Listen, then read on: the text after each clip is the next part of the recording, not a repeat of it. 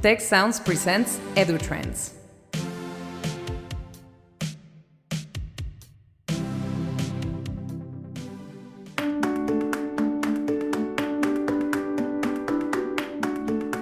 Welcome to the EduTrends podcast and webcast brought to you by the Institute for the Future of Education.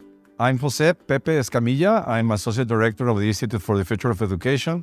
And today's guest is Kristina Reiss, Professor Emeritus at Technical University of Munich. It's a pleasure having you in our show, Kristina. Thank you for the invitation. No, you're welcome. Thanks for being here. And we are on the context of the International Conference of Educational Innovation. While you're here, we take advantage of your stay in Monterrey for this interview.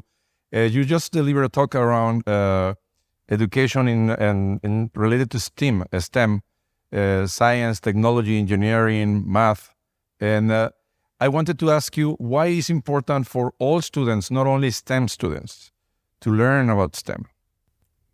It is part of our society. It is really part of our modern society. Our society depends on knowledge in techniques, for example. Computer science is very important. And you need to know a lot of things nowadays. You need to know, for example, a lot about data. What are people doing with your data? This is part of STEM education. And you need to know a lot about biology or chemistry, because it's also part of medicine, for example.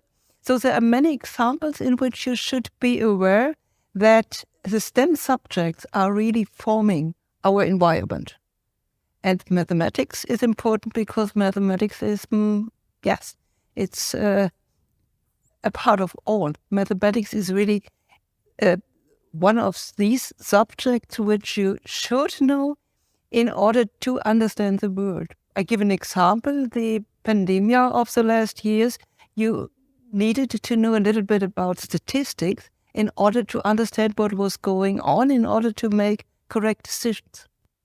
You're right. I remember having discussions with people around the results of researching vaccines, and the numbers and how the percentage of people that feel ill with the vaccines or can have situations that were catastrophic, people that die for the vaccines and they say, no, I will not vaccinate or whatever. But the risk, sometimes the benefits outweigh the risks of not getting vaccinated. It was hard for people to understand. So you believe that this is how we have to tackle that problem? Yes, sure. I think statistics is a very important tool nowadays because we have many things to decide in a state of uncertainty. That all about the pandemic was uncertainty. We didn't really know facts. We just know probabilities. And for many people, it is not easy to understand probability. But you need to understand probability in order to see, should I get vaccinated? Is there a risk? I'm tested positive with a test on COVID. Am I infected or not? How is the probability that I'm infected? So there are many things which are good to know in such a situation, to make good decisions, to make decisions which are founded in reality, and decisions in which you cannot say it's right or wrong. Yes, because you need to see that you have to evaluate probabilities in order to get good decisions. Exactly. And some people are not comfortable with uncertainty. No, I'm not sure if the statistics and probability can give them more comfort in this feeling. I'm sure it can if you will introduce it into schools. You need to go into schools and you need to instruct children and to make them experience these situations in which there is a probability to do something or uncertainty. And you should not start with a pandemic. You can do it with very simple things to make children understand there are probabilities and there are chances, and may I take the risk or may I not take the risk? And probability is something which people think it will work or not. It's chance comes from heaven or whatever. No, you can calculate your chances, and this is something people should learn quite early. You're talking about one part of STEM that is math, all the math area, including statistics and probability. And when people are learning math, many people have a bad relationship with math. No, they think it's difficult. They think it's they're panic sometimes. They're froze. They know how to do it, but during the exam they really frozen. They don't know how to do. Why those math infuses these feelings in a big part of the population? I don't know how many. If someone has quantified that, but I believe more than 50%. I don't think so. No, it's less, but there's a percentage, sure. And I'm afraid a part of it is due to not a really good instruction in mathematics. So mathematics is regarded an abstract subject. But starting with abstract things is not the way to learn it. As you must calculate. Give you an example from myself. When I was 4 or 5 years old, we had a little shop outside. And in this little shop, I got 10 pennies. And then I went there a couple of times, 2 times, 3 times, once in a while, just to buy one candy or 2 candies or 3 candies. It was a very nice man, and he sold me everything to this low price. And then I learned calculating. You need to learn things with practical experiences. You cannot start with abstract ideas. And whenever you start with abstract ideas, then the process will probably fail. Okay, so that's similar to the ideas of, I would say, Montessori, no? That you have to count things before you go to abstract? It is part of the Montessori pedagogy, but I'm more with Jerome Bruner. Jerome Bruner, okay. Yes, because he is not only pedagogy. Jerome Bruner will tell you there are 3 levels of instruction or of experiences. You can do it by acting, the inactive way. You can do it by working with images, or you can do it in an abstract way. And in my opinion, what makes him different from Montessori or others in this way, it is not restricted to age groups. So if you start anything to do when you are 40, 50 or 60, in my opinion, you should start with actions.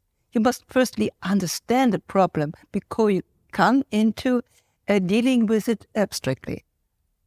And I think it's something we sometimes do not. So if, for example, students are in grade 9, 10 or 11, we think they are able to think abstractly. They are. But if they are very, very new experience, it is much better to make them understand with their hands or with images what they are doing and what they are experiencing. Okay, so the 3 levels are learning by acting, by visualization of images, and then abstract. So you go in that path to get there. Yes. Interesting. And how you do that for higher education students, adults? Can you give us an example? Yes. I will give a workshop next week, for example, and it is on statistics, and I will bring gummy bears. Gummy bears, so little sweets coming in 6 colors, and these 6 colors are an important issue. Are there more yellow ones or more red ones? And then what we are going to do is counting. We get the experience of what it is. If they count, it is really that. You get the experience, okay, there's one package with, let's say, 12 gummy bears. Okay, difficult to say. But if you are emptying 10, 20, there is more stability in the number of gummy bears. And okay, I tell them you must do it because your students need to know how to do it, and you must have experiences once in a while for yourself. But I think it's not only that they do it because they wanted to teach another way. It is just get an idea of what's going on. And this idea is not abstract. And we're counting, and then you can go as far as the testing of hypotheses. Yes, because you do not need material which makes you afraid of mathematics in order to learn mathematics. I think it's much better to do it with nice sweets, with things which are good for you, which give you fun. It's more fun, is what I was going to say. It's more playful. Mathematics must not hurt. It's the same all the other STEM subjects. Yeah, there are ways to teach physics or chemistry in a way that these principles are followed. Go into the experiment first, understand what's going on, trying to analyze it, discuss with your peers about what you are seeing, and then, okay, go to a pattern, go to a theory, and then go to the book which is telling you, okay, yes, boom, boom, boom, that's what you have seen in your experiment. But in my view, you must do things first. And if you are acquainted to this process, there are ways to do it abstractly, of course, but it's not the beginning. Okay. So another thing about STEM or STEAM fields is a gap between girls and boys, men and women.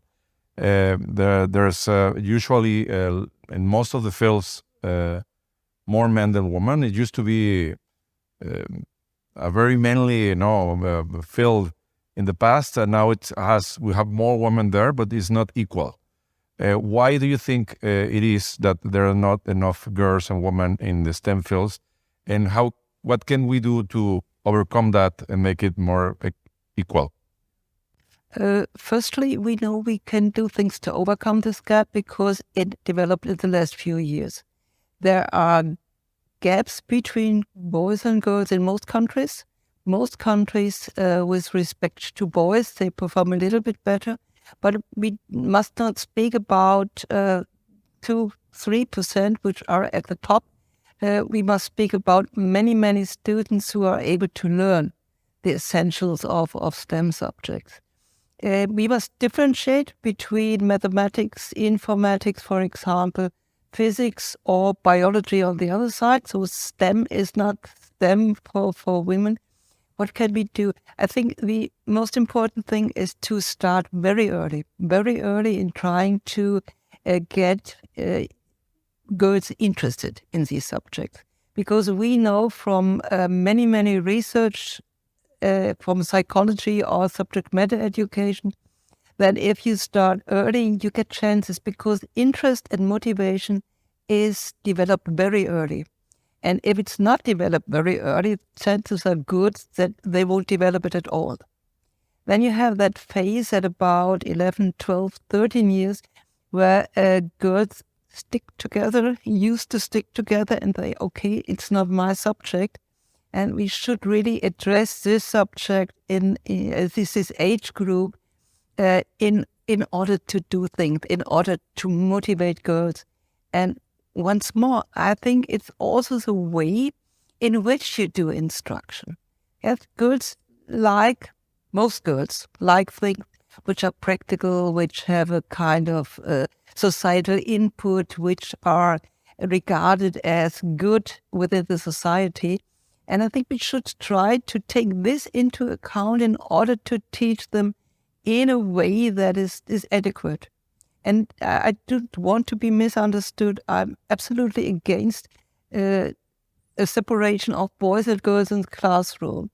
But we can use things for which we know they are better for boys and those are better for girls in order to make a good mixture of both.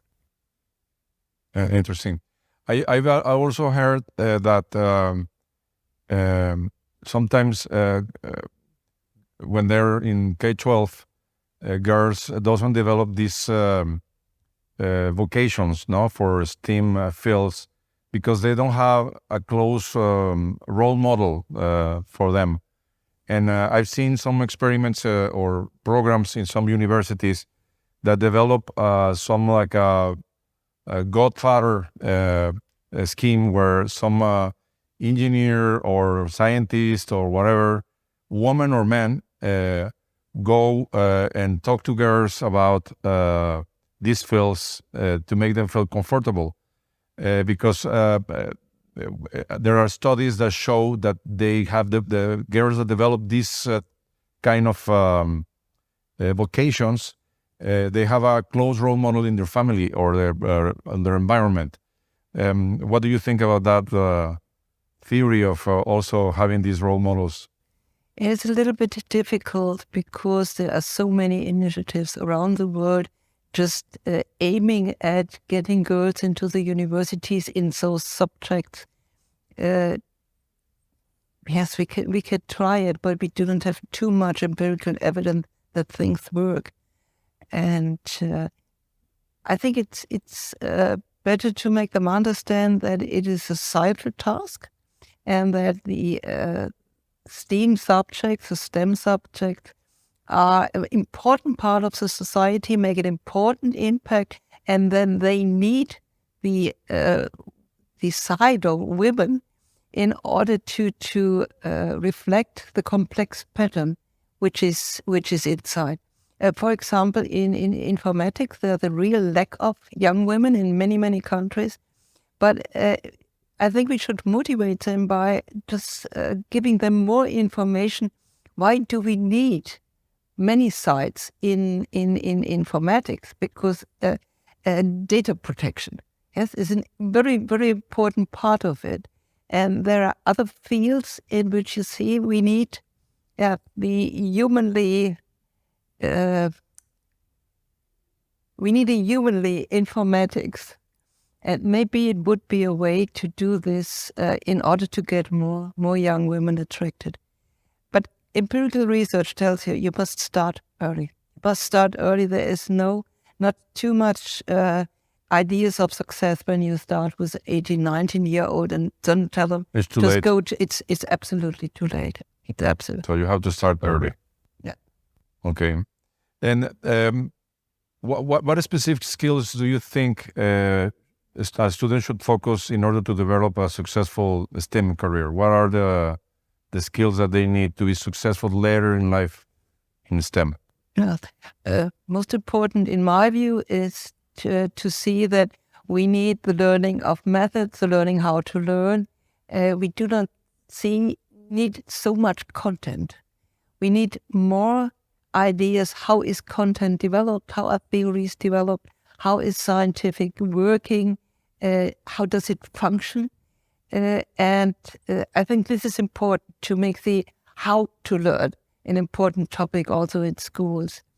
And moreover, yes, we need mathematics. I know I'm a mathematician and I'm always You're not biased. Yeah, I'm not completely neutral, but we need mathematics as a very important part of all STEM subjects. And I think in these days, we need also more knowledge about informatics as a basis for this. And then at least at school, a natural science in order to understand how knowledge develops in a natural science. It is quite similar in chemistry or biology, for example. And I think students need to understand that there is a scientific idea behind, and the scientific ideas behind informatics, behind mathematics, and behind physics, for example, are different. And I think the students should learn to understand that is more or less three philosophies of scientific thinking behind. I think it's also need to be seen in order to understand or to go into a career in the STEM subjects. And moreover, I think this understanding of the scientific background would help students to choose the right one. Engineering and mathematics is completely different, and you need other ideas or other... Yes,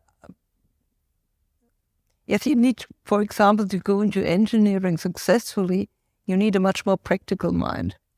You cannot, it's not black and white, but just to understand which direction might be the right one for me. For this, I think it's necessary to understand the foundations, the basics of the sciences.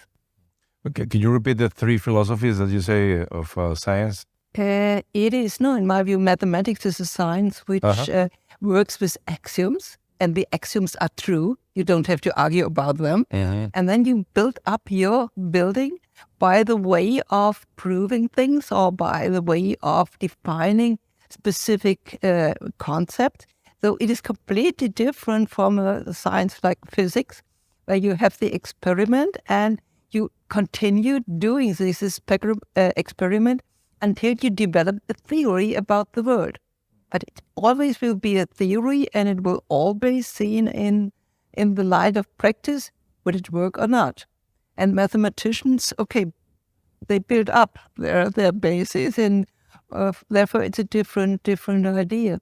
And yes, for example, languages or philosophy is another, some different ideas how to go into science. Very interesting, the differences that you made of the three philosophies, and you're right, there is three different states of mind.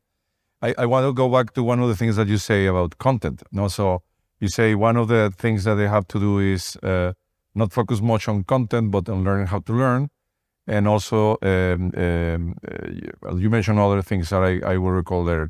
But in Mexico, there has been some criticism on the curriculum for K-12 because the Mexican population, it used to be worse than now, but there's still a lot of area of opportunity on the number of people that then got into tertiary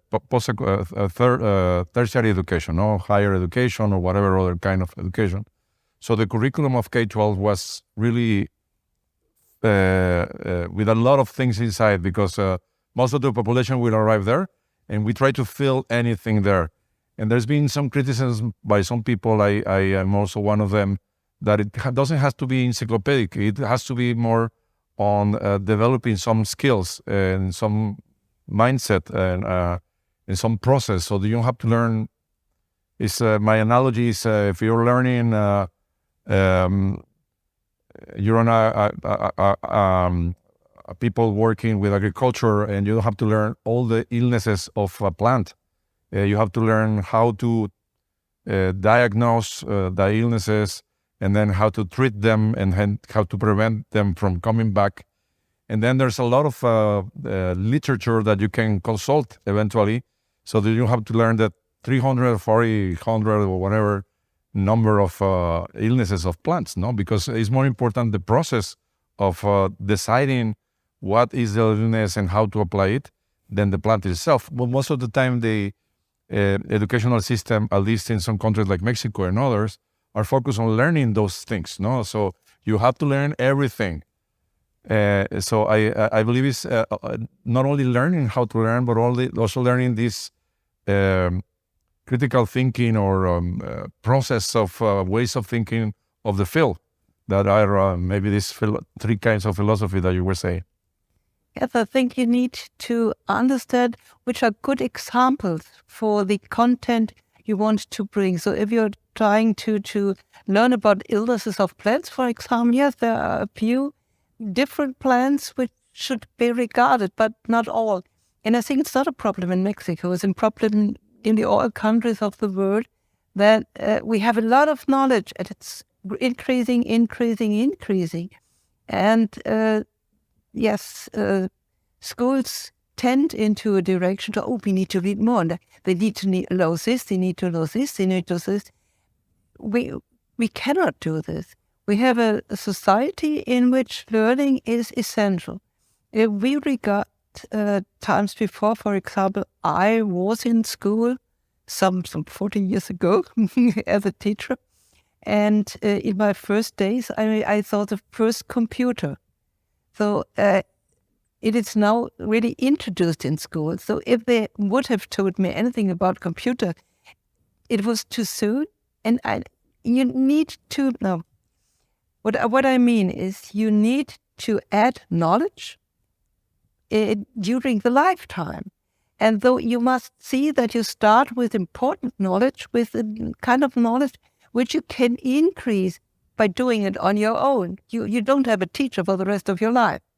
So you need to understand how to increase your knowledge. But nobody will be able to give a young student from 2023 all the information he or she needs to fulfill his professional needs in 20 or 25 years. So it's an illusion, and we should really go away from the illusion that we are able to give students what they need from a content point of view. We need to do it from a methodological point of view.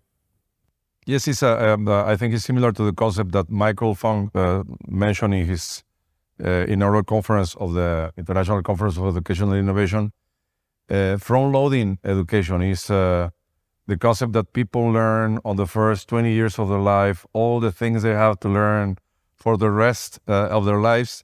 And in contrast with lifelong learning, where you never stop learning. So if you use that concept, then you can relax and focus on the things that are important at the beginning, like those kind of thinkings or those skills that you're saying with very good examples. And later through life, people will learn just in time what they need when they have to solve a problem or apply the knowledge they have acquired or the process they have acquired. Yeah, and I think you need a good mixture of theory and practice, and good mixture also of theoretical knowledge, so that you are able to grow in many, many directions. But you need not the whole curriculum for this process. Okay. Well, one last question for you is, what do you think is the future of STEM fields, and as a society or in universities, how we can prepare for that future of STEM? What should we do now with our students to prepare them for that future? Yes, it's one of the most difficult questions to get, because we do not know what to do in the future. But I would say we know at this very moment that STEM subjects are important because they are influencing our daily life. As we work with computers, we work with all kinds of techniques, so we need to make students understand what they are doing with this in order to feel good, in order to get data protection, in order to be active members of the society. I think it's important also to make sure that they do not forget that they live in a society, because we do not have only our own concerns, we have societal concerns. And we are living in a very diverse world. So, for example, in Mexico, I've been to Yucatan last year. It was wonderful. It was an absolutely gorgeous stay. And I saw so much about indigenous groups, for example, and their knowledge and their ways to live. And I would love to prepare our students in all these societies better for a good living together, and not only for living together, but also for learning together, and for trying to understand which parts of our knowledge, of ancestral knowledge or of modern knowledge, are adequate to shape a good future. Interesting conclusion to close our conversation. Kristina, thank you very much. I have enjoyed a lot of conversation around STEM and the different ways of thinking and how to prepare people for the future of STEM, particularly groups that are not included like women. And I hope that our audience will enjoy also this conversation as well. Thank you so much. Thanks to you.